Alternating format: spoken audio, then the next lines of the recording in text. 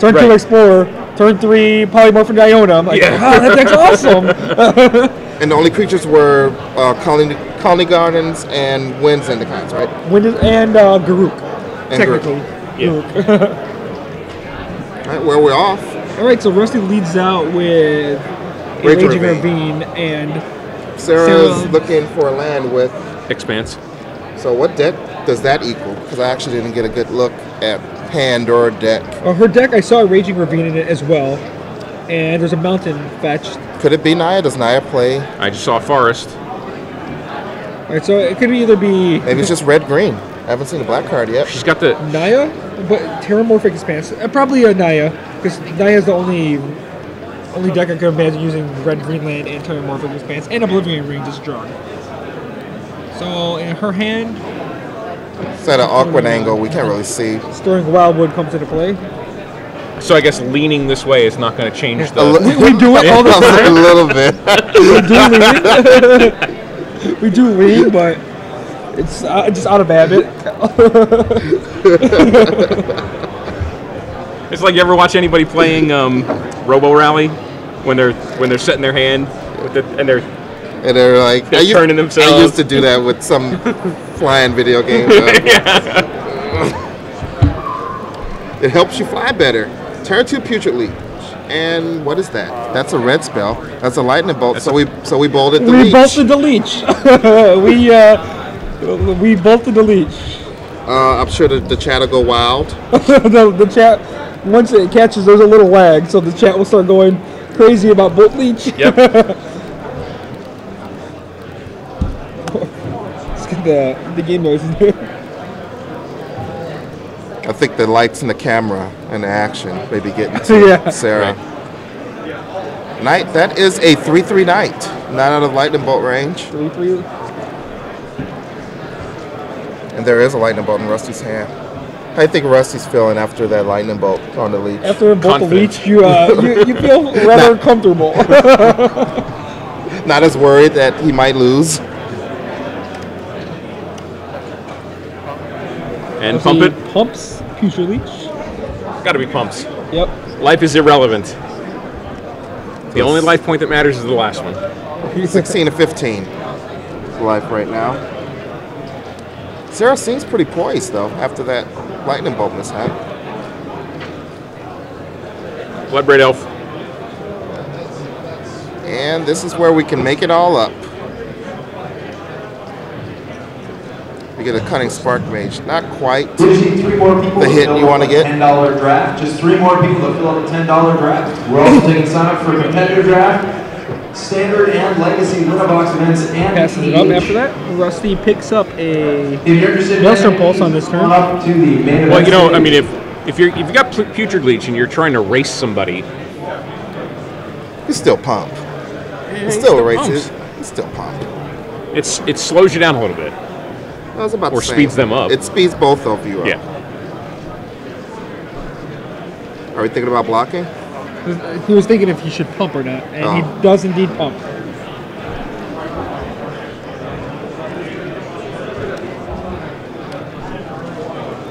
Oh, Rusty sporting the unglued land. That's when Zendikar lands just aren't good enough.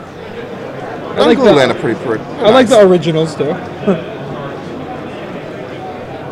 Those are the original unglued land. Well, I guess unglued and unhinged. Yeah. And Overin Thrynax coming into the red zone. This race doesn't look any as good anymore. Despite the mistake, it still looks fine for Sera. 7 to 12. Sera did miss. I think she missed the Cunning Spark Mage hit point. Because it is hasty.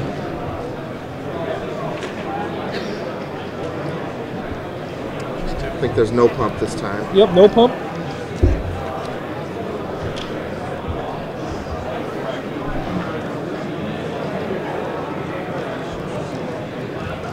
So Rashad, what do you do in your situation? You're in the situation that Rusty's in, where you've seen your opponent make a couple of questionable plays. Does it change the way you're going to play the? Probably. I'd probably look for situations where I take advantage of something like that. I'd probably play more defensively and give my opponent more decisions, because if you don't have creatures to block with, then there's no decision. You just the opponent's just going to attack you. Right. So if you leave your leech back, it's like, oh, do I attack into it? It could be a 4/4. I don't know, when you're probably not going to pump it. Second Spark Mage. Now things gets a little awkward. Rusty's at 6, so that's 3 turns, or it could be 4. Rusty's looking at Maelstrom Pulse and seeing if he can get both of the Spark Mages, but if she just targets itself. And they're both gone. And doesn't use ability either time. Not on Rusty or on itself. Nope. Just allows them to die. Well, perhaps the fact that she's on camera has dazzled her a little bit. I think it might seem pretty good. I've seen pretty good players get a little bit of freeze in the feature match area. We could blame Bill Stark or StarkmanPost.com for this one. Any ill effects? Blame Bill Stark. All the good things? It's all you, Sheldon. Well, we knew that, though. I mean, I'm just reiterating. Oh, right. But, I mean, when a truth is self-evident, you don't have to say anything about it. That's why it's self-evident. Yet, people still say things about him. Bloodbraid Elf into Lightning. Alright. Is that an Elspeth she Sera tossed? discards an Elspeth, yep. That's unfortunate.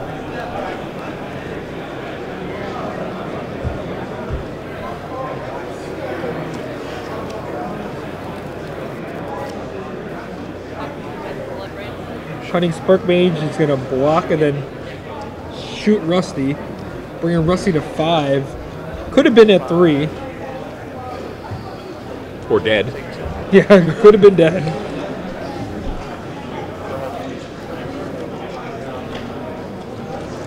It's 5 to 3. Is that a Bloodbraid Elf? Yeah. And Lightning Bolt would do it. Oh, Path to Exile. Which one to Path? I think probably the one that that one. No, not that one.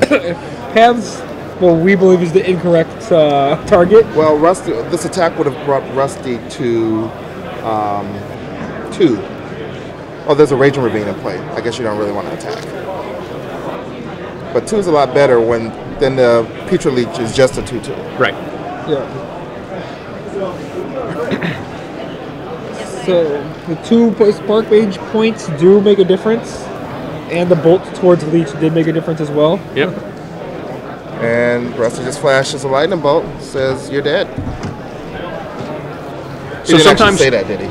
No, just a bolt. Oh. And that's it. So sometimes being a good player is simply not making the mistakes that a bad player makes. Yeah. Sure. Well, you're the good player, so I mean, I make mistakes. Well, we all make mistakes. I think minimizing your mistakes is what makes you a good player. And speaking of minimizing mistakes, Coming up. You like that transition into the Atlanta Open Series? Yep. May 1st, May 2nd. Maybe I need work. Maybe you need Star to teach City me Games some smooth transitions. Open continues in Atlanta, where you can see more mistake-free Magic. Here on GG's Live, we'll be there, broadcasting you live both days, of course. First day Standard, second day Legacy. Come by, get some tokens, enjoy them all. Come by early if you want tokens. Yeah. Tokens are in limited supply. They're a very hot item right now. Star City Games buyers are actually buying them all up, right? I don't know if that's true. But yeah, catch us in Atlanta. I'll be there, so is Sheldon. Okay, he won't. Or not. He won't. Or not. He doesn't like you guys enough. Well, how is there